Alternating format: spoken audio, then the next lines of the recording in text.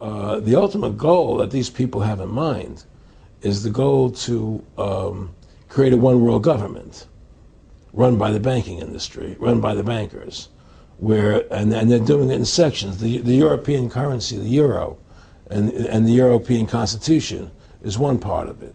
Now they're trying to do it in America with the North American Union, right? And they want to create a new currency called the Amero, right?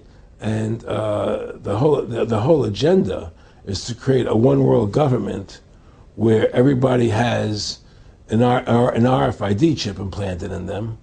All money is to be in those chips, right? There'll be no more cash. And this is given me straight from Rockefeller himself. This is what they want to accomplish. And all money will be in your chips. And so instead of having cash, anytime you have money in your chip, they can take out whatever they want to take out whenever they want to. If they say you owe us this much money in taxes, they just deduct it out of your chip digitally. Total control. Total control. And if you're like me or you, and you're protesting what they're doing, they can just turn off your chip.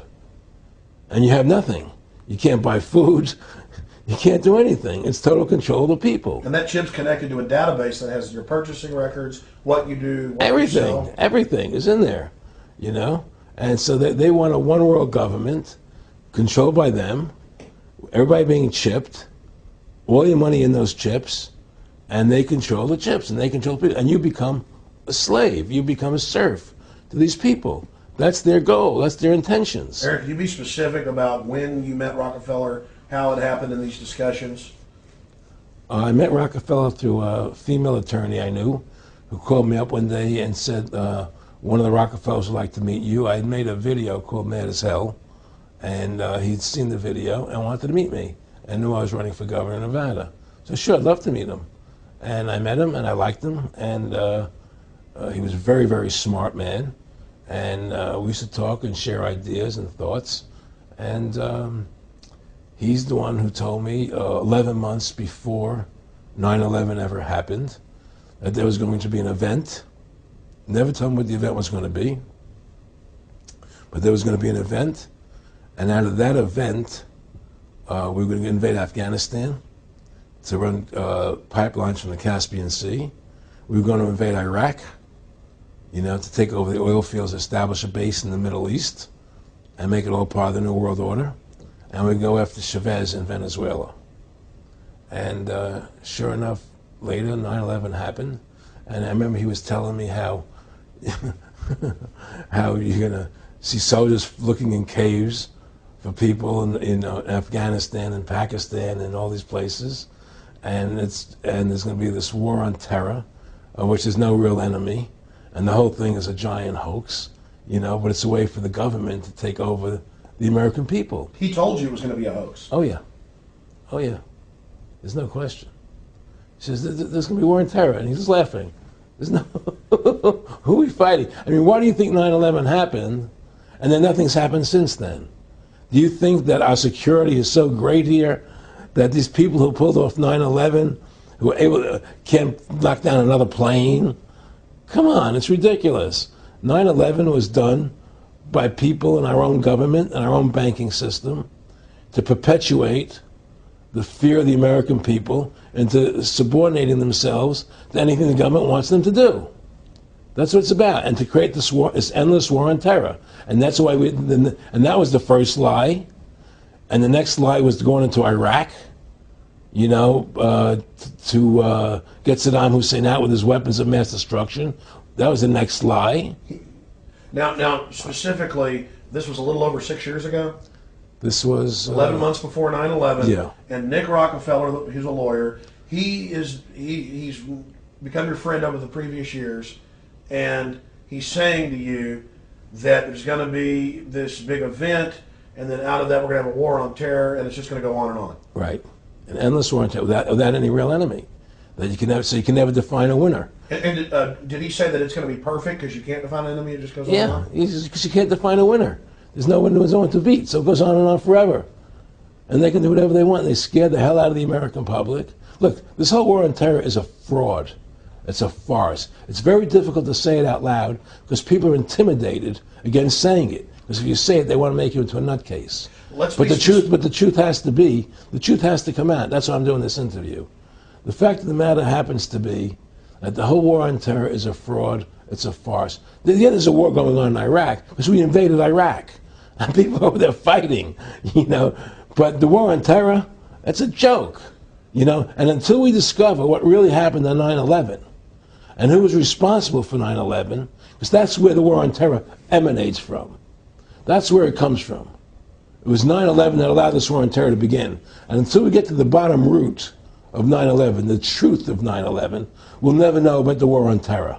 Aaron, you said that he was, and I think it's important, and I know this about the Rockefellers from Dr. Dennis Cuddy and many others who literally, you'll be 20 years old in a lunch line at college, and there's David Rockefeller. And here's here, I mean, they're experts at recruiting and getting what they call players, and that clearly he was, I mean, I want to make it specific and just get you to reiterate what you said last night about you got 30% of the vote, you were having an effect, you made mad as hell, they knew that you'd started the Constitution Party, Yeah. They knew that you were somebody who was taking action and getting things done, you'd already made some big films, had a lot of other successes, Right. So they were trying to recruit you, and didn't it come down to the point of, hey, we are here to recruit you, and don't worry, your chip's going to say, don't mess with us, you know, this guy's don't touch. Yeah, yes, that did happen. I was definitely being recruited, but it's more subtle than that. Well, in your words, just go through the process, and then what he said to you. Well, what it is remember, we were friends, and we used to go to my house a lot. We'd have dinner, we'd talk, and he'd tell me about business investments that he'd get involved in, you know, or they would help me with this business investment or that business investment. And was I interested in joining the Council on Foreign Relations? You know, I would have to get a letter to join them, but was I interested in that? And, you know, just stuff, you know, leading you on. And I used to say to him that I never really did that because that wasn't where I was coming from. You know, as much as I like you, Nick, you know, your ways and my ways, we're on the opposite side of the fence. You know, I don't believe in enslaving people, you know, and he would come back with, oh, I do? Or? Well, it would be more like, you know. It's better for them. Well, it's more like, you know, how do I put it? It was like, what do you care about them? What do you care about those people? What difference does it make to you? Take care of your own life. Do the best you can for you and your family. What do the rest of the people mean to you? They don't mean anything to you. They're just serfs. They're just people.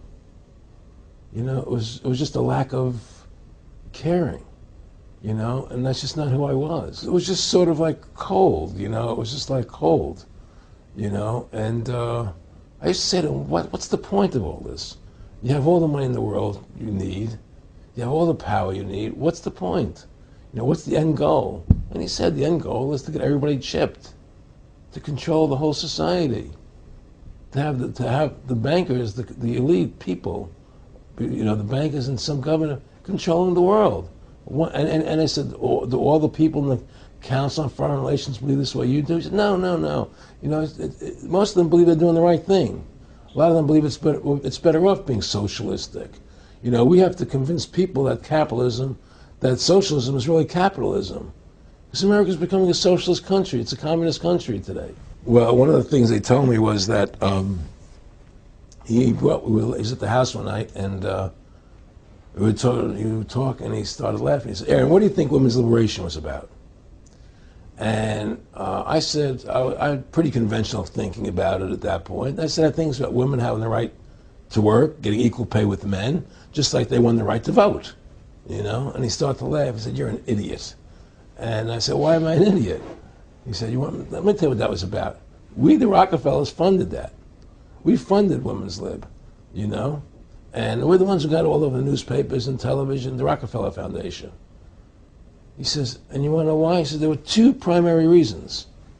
And one reason was we couldn't tax half the population before women's lib. And the second reason was, now we get the kids in school at an early age. We can indoctrinate the kids how to think. It breaks up the family. The kids start looking at the state as the family, as the school, as the officials, as their family, not as the parents teaching them. And so those are the two primary reasons for women's lib, which I thought up to that point was a noble thing. You know, when I saw their intentions behind it, where they were coming from when they created it, the thought of it, I saw the evil behind what I thought was a noble adventure.